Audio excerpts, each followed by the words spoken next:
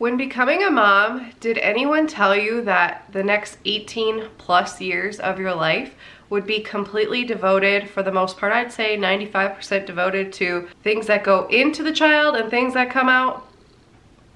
Am I right? I'm not going to talk about what comes out of your children, hopefully ever in a video, but I am going to talk about the process of putting things into your children, as in cooking, meal prepping, preparing food, cooking, all of the things. I'm gonna share some of my favorite tips and hacks to save time and money in the kitchen from a busy working mom. I'm gonna share my favorite tips as someone who was a childcare provider who had to feed 10 kids a day for 3 meals, and also my family as a wife to a chef, and also just a busy mom who loves finding ways to save time and money. So keep watching if you could use a little help in the kitchen. Hey guys, Sarah here from Work Life Glue. I love to share things that make motherhood easier. My whole mission on my channel is to help other moms create balance that sticks. And like I said, cooking, meal prepping, all the things, cleaning the kitchen takes so much of our time as moms, whether we're working or we're stay-at-home moms. It doesn't matter, we have to feed our children, and it takes a lot of time, a lot of planning. And so whatever we can do to save time, save money, is a win for us moms. So that is what I'm talking about today. I'm gonna share some of my favorite tips I've come across that I've been implementing that I think could really help you, that are simple, easy to implement, but definitely worth implementing. Ever since before becoming a mom, I've always loved meal prepping. It's a lot harder to fit in, but I still think it's super important. I used to really meal prep, like actually cook all the meals on Sundays, but now, since I have very limited time, I run a business, I have 3 little kids, I homeschool, on Sundays I'm pretty tired. So there's a way to do this without spending hours in the kitchen on Sundays. That is to prep parts of your meals on Sundays. So what I mean by this, if I can cook a meat for a meal, I will do that on Sundays. So things like taco meat, burgers, meatballs, things like that, I will either prep. Like the meatballs, I might prep them, or I'll actually cook the meat so that it's ready. So all I have to do is reheat it or add it to a soup or whatever it is to save a lot of time. So if there's a meal where you have to cook meat before you like incorporate it all, that's a really good thing to do on Sundays. I also love to wash and cut up my fruits and veggies. If I'm making anything with cut up broccoli, cut up cauliflower, cut up potatoes, cut up cucumbers, zucchini, you can prep a lot of that ahead of time, put it in airtight containers. Things like potatoes you can store in water for a couple days, and then it will be ready for you when it's actually time to cook. And this can save you so much time on the weeknight without actually having to cook the whole meal on Sunday. One of my favorite tips I've been doing, I think for about 2 years now, is prepping breakfast on the weekends. And this is super simple if you follow this technique. Now there are lots of different breakfast items that you can make homemade and freeze for the whole month. And to make this even easier, you don't just have to spend 1 day a month prepping, you can just incorporate this into your weekends. I know a lot of people love to make a nice big plate full of pancakes or waffles or muffins on the weekends. And if you have extra, you can freeze them. What I do every single Saturday or Sunday, we will make a nice home cooked breakfast for our kids, and we quadruple what we would normally make, so that I will have 3 extra family servings of that food that we can make once a week for the next 3 weeks. And then once it's out, I'm making it again. So it's on a cycle. Same thing with waffles, same thing with muffins, same thing. You can do this with egg sandwiches. You can do this with burritos. You can do this with French toast sticks. There are so many different foods. You can even do frozen items for your smoothies. You can portion them out into bags or little containers and then just pull them out so you don't have to spend all this time corralling everything for a smoothie. And you just make one of these on the weekends like you normally already would. Most likely you're just making extra, so it maybe takes you 10 minutes extra, 15, 20 probably max, assembling more, because the biggest thing is just getting all the ingredients out and all of actually mixing it all if it's pancakes or waffles. But the actual cooking part does not take a lot of time, but it's saving you so much time, and then your kids are having healthy home cooked meals 4 of the weekdays, and all you have to do is spend a little bit more time on the weekends. Something I love to do, I used to love meal prepping my own lunches, but that takes a lot of time. And so something I love to do is use leftovers for lunches. Now I do this in a variety of ways. Some ways are maybe gross to some people, some ways not so much. So something I like to do, like if we're having rice or pasta for supper, I will make a little bit extra and then refrigerate it and then use that for a lunch for my kids, for myself later on in the week. It's great to do with starches, and it really doesn't take me any extra time at night. It just takes a quick thought, and I'll add like a cup extra of rice or a couple handfuls of pasta to make extra. If I'm making veggies for supper, like roasted veggies, frozen veggies, whatever it is, I will just heat up a little bit extra and then refrigerate it and use it for lunch a different day. And then for most of our meats and soups even, I will take those and either just serve that meal again, or I will turn it into some kind of salad, which some people think is gross, but I don't seem to mind it. I love warm food with my salad. It just makes it feel less like a salad. So I'll take, you know, taco meat, make a taco salad. I'll take chili and put it on my greens. I did wild rice soup a couple weeks back. It's probably controversial. You don't have to, you can have it on the side of your salad, but I just love to reuse leftovers that way. We tend to not have enough leftovers for a whole second meal for our family, but we have enough to use a little bit here, a little bit there, and if I'm thoughtful at the beginning of cooking supper, then I can make a little bit extra of whatever it is to save for lunches. My next tip is something that I think a lot of people do, but I do it in a different way. So a lot of people do theme nights for their meal planning. So they'll have like pasta night, Mexican night, Italian night, what have you, pizza night. I like to do it a little bit differently because I just think it works better for a really busy family. Some of those things take a lot of time, but they fit into your categories and they sound delicious.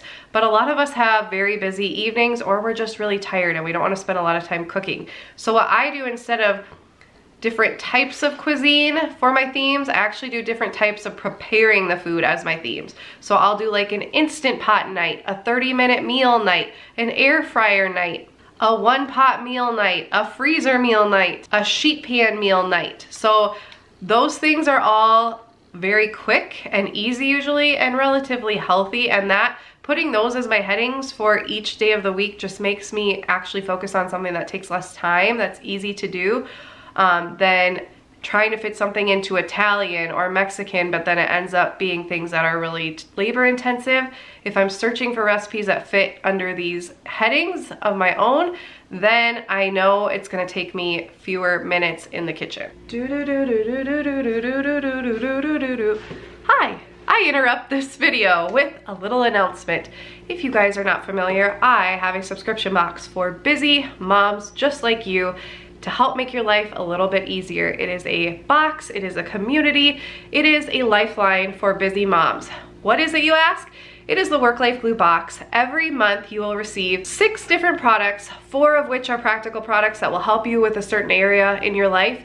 One is a pampering product, because what mom doesn't need more pampering, and one is a parenting product that will bring your whole family together and bond you, which is super important to me and a huge mission of my business. The timing is right because next month in March, we will be tackling meal times. We will be maximizing our meal times. And so in the box will be kitchen, mealtime related products to make your life a little bit easier or to be helpful in the kitchen. There'll be a pampering product in there, and there will also be a really, really fun food related activity to do as a family. It's not actually food, but it's really cute, and I'm sure your kids and your whole family will love it. If you are interested and you want to try out the box for the first time and you're watching this in February 2022, use the code MARCH to get $5 off your first box to try it. You also get a community with it. We will be going through and maximizing our meal times. We have an amazing trainer in there who will be training us with all of her amazing tips as a also busy working mom, and just so many great tips and ideas. If you like this video so far, trust me, there's gonna be so many more tips and ideas that you can do along with other busy moms in the community and get so much value in the box and in the community. So I would love to have you as part of that. Back to the video. My next tip is to have a detailed but flexible meal plan. I share my meal plans a lot on Instagram, at Work Life Glue, if you guys are interested. And I plan out the whole month, but I also do a very detailed weekly plan, which I think people are like, why do you plan it so detailed. But there are a few reasons why I do this. First of all, I hate meal planning. So if I'm gonna do a detailed meal plan, there better be a good reason, and there is. And my reason is, first of all, it saves me money because I know exactly what I need to buy and I know what I don't need to buy, which is usually more important than what you do need to buy.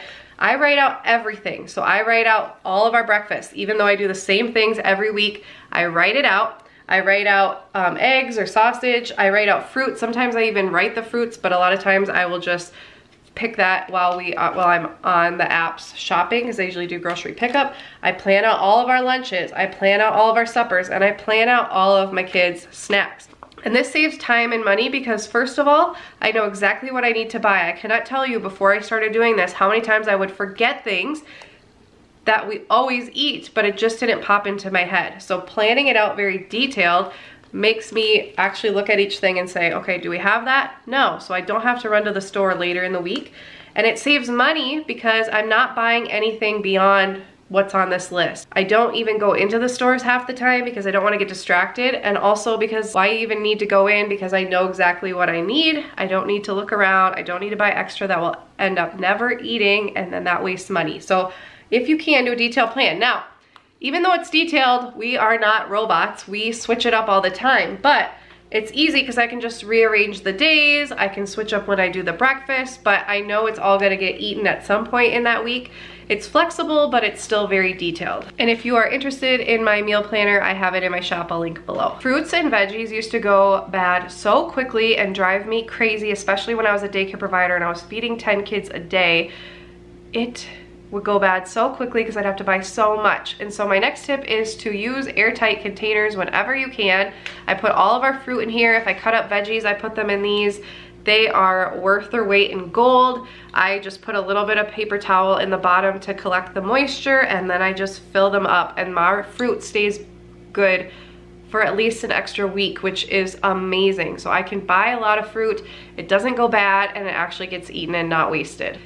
My next tip, if your pantry is not in very close proximity to your kitchen, maybe you have a really big kitchen and you have to walk a distance to get to your pantry, or maybe you have a 70s crazy layout house like we do, and so you turn a coat closet into your pantry, but it's like through the dining room, a little bit of a distance, I would recommend getting rolling carts. We did this recently and we put things on the rolling carts that we use often in the kitchen. So we can just roll it into the kitchen, use it, and put it back. So I don't have to like go to the pantry, load up my arms, drop stuff, have my toddler running in and start pulling everything out of the pantry, and then dropping everything, and then getting back to the kitchen and realizing I forgot 10 things and having to go back. Trust me.